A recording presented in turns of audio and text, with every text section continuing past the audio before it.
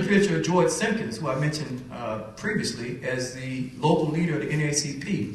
And George Simpkins is certainly an interesting fellow, avid golfer, but he had no place to play golf. Noco Park was what blacks was confined to. If they were interested in playing golf, they had to go to Noco Park, and it was unkept. It was not a place you could develop any skill.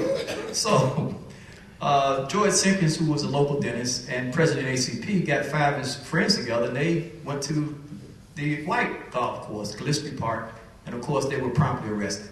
But this led to a Supreme Court case which opened up those types of facilities. The same is true with the 2 hospitals that were in Greensboro, Moses Cone Hospital and Wesley Long Hospital. At one point, blacks could not go to those hospitals, but George Simpkins launched a lawsuit that went all the way to the Supreme Court to open up those facilities because tax dollars were being used from the entire community, but blacks could not attend those facilities. And last but not least, I might mention that the public pools. Blacks could not use the public pools except in one part of town that was in southeast Greensboro, Warewater Recreation Center. So George Simpkins, I think his legacy is part of one of the missing pages of the civil rights movement. And of course, that comes from right here in Greensboro.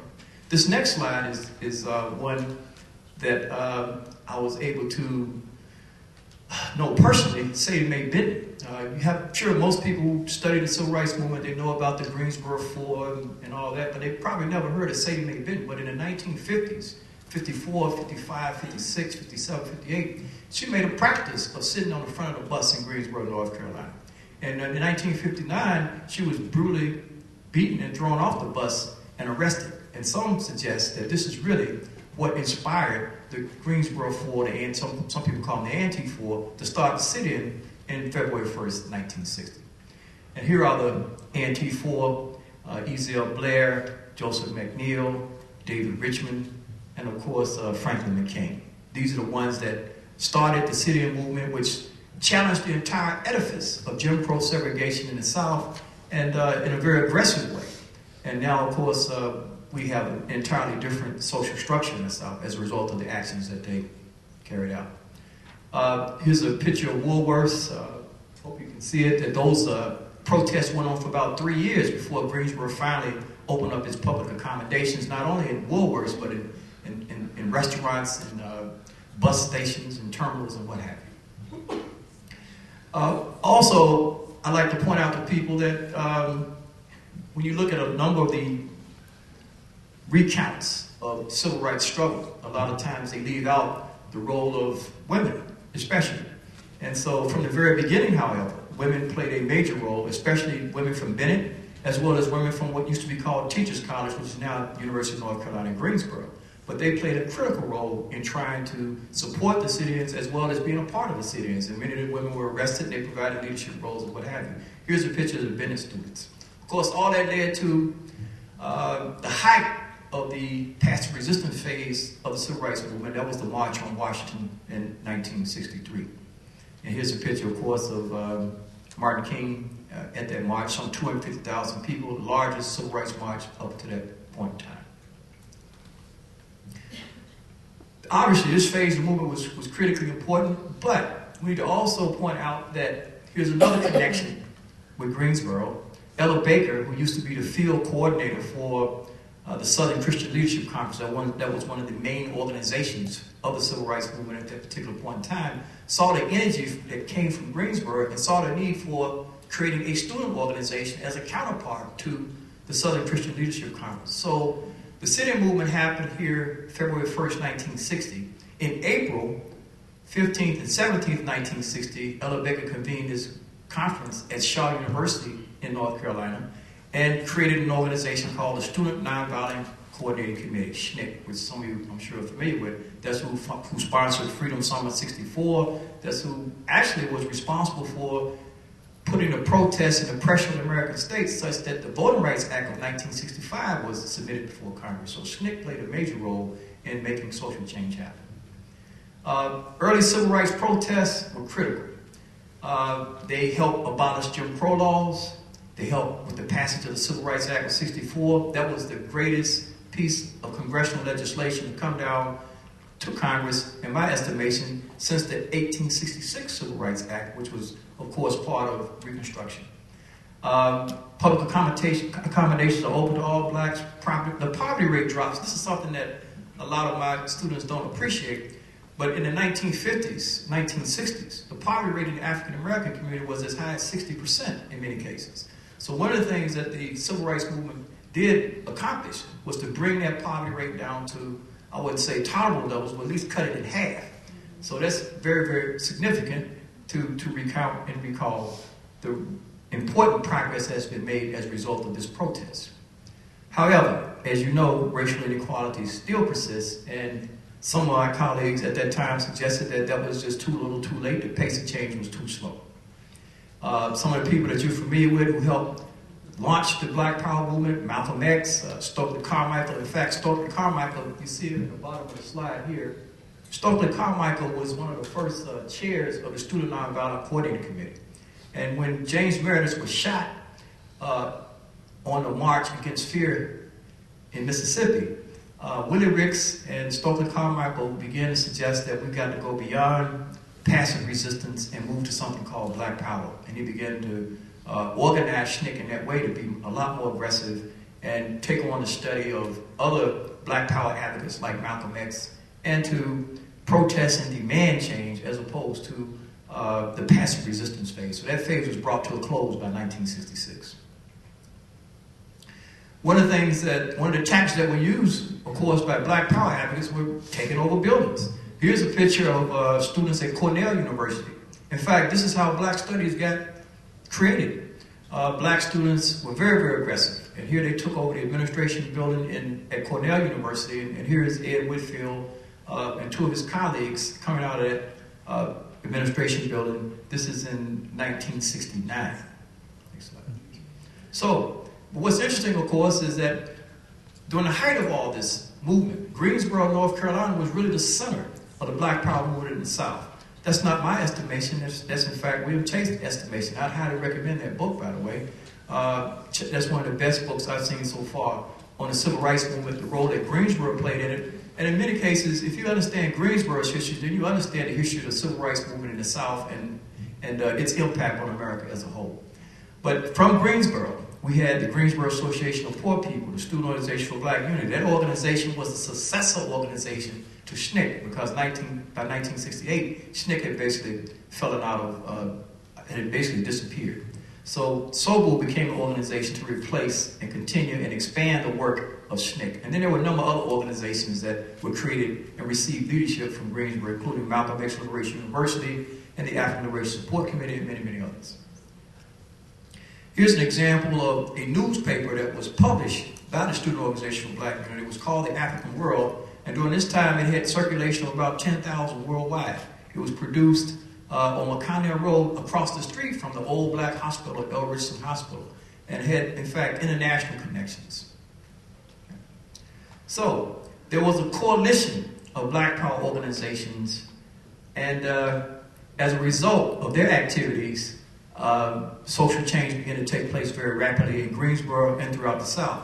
What I have here is a list of some of the activities that these Black Power advocates were involved in. Cafeteria worker strike, tenant worker strikes, campaigns against police brutality, campaigns against urban renewal, or what I like to call, some of my colleagues call, Negro removal.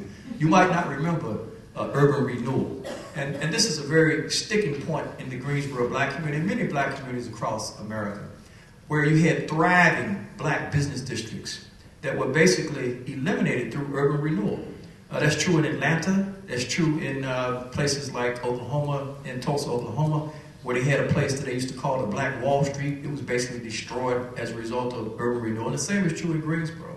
If you probably don't know anything about the geography of Greensboro, but at one point there was a thriving Black business district from Elm Street all the way down to the 29 Bridge, where you could find barbershops, restaurants, all kinds of bakeries and churches, etc. But if you go down Market Street now, it's a former shell of itself in terms of Black businesses and Black commerce. So this fueled frustration throughout the African American community, not only in Greensboro, but across the South. And as a result, what we begin to see is young people be getting involved in the movement. Here's an example of an organization I used to belong to in the 1970s.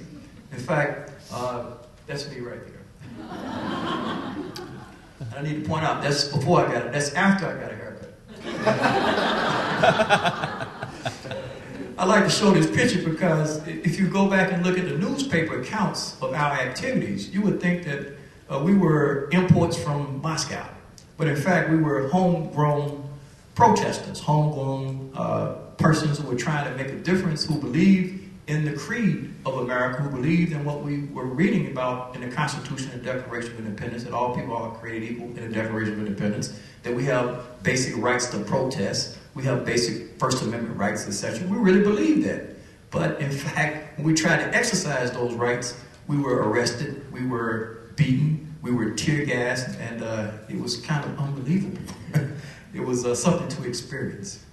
Next slide, please. Here's another example of the kind of activities that we were engaging at that time. One of the protests that we were involved in was trying to improve the lot of the blind workers in Greensboro. The blind workers had horrible working conditions, absolutely horrible working conditions, $1.25 an hour, unsafe working conditions. Blind workers were losing their fingers and hands because they were working with machinery, making brooms and whatnot, and they were actually being exploited.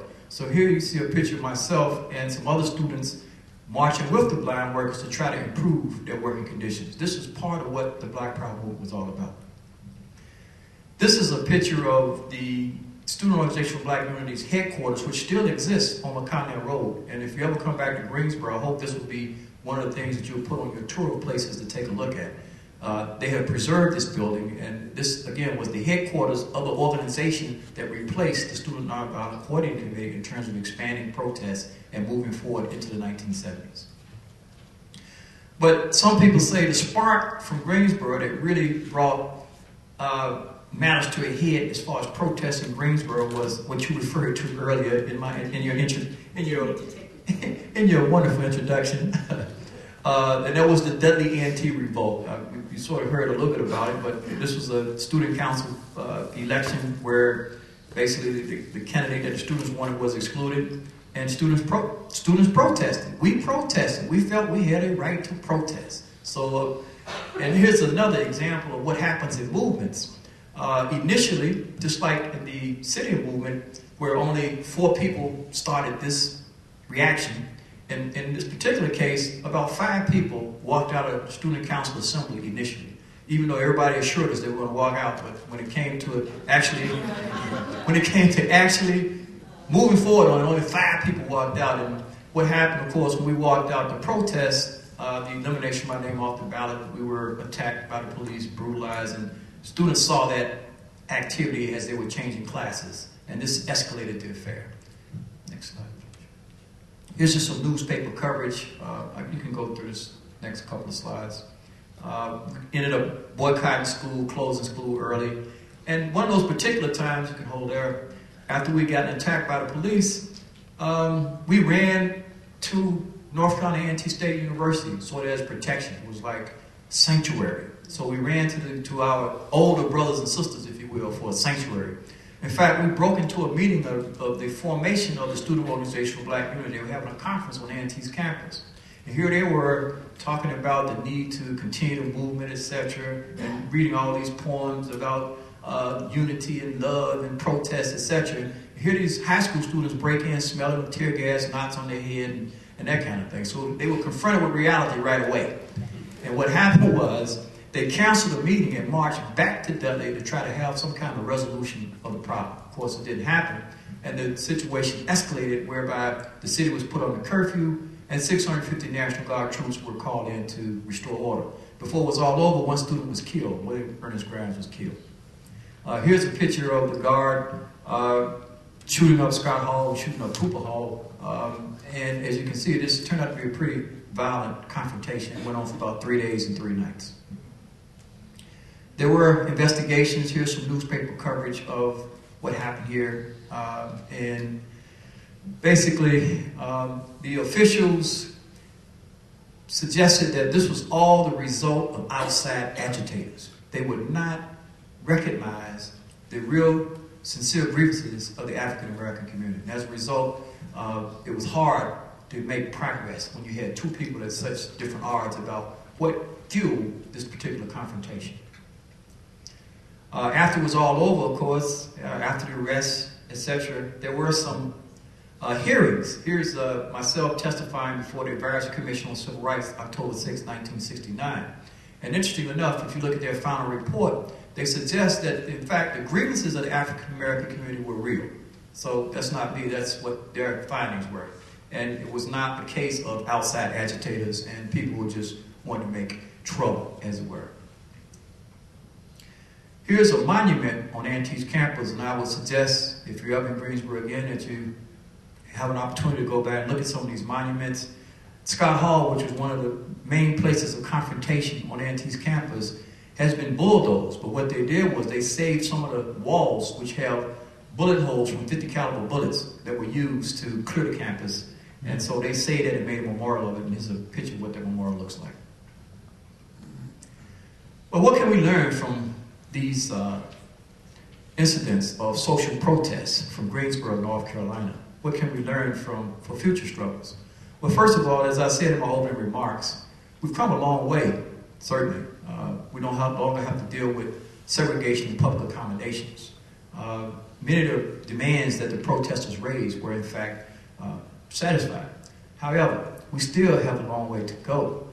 When I look at where racial relations are today in Greensboro and throughout the South, it's pretty clear that the problem of injustice is still very much with us.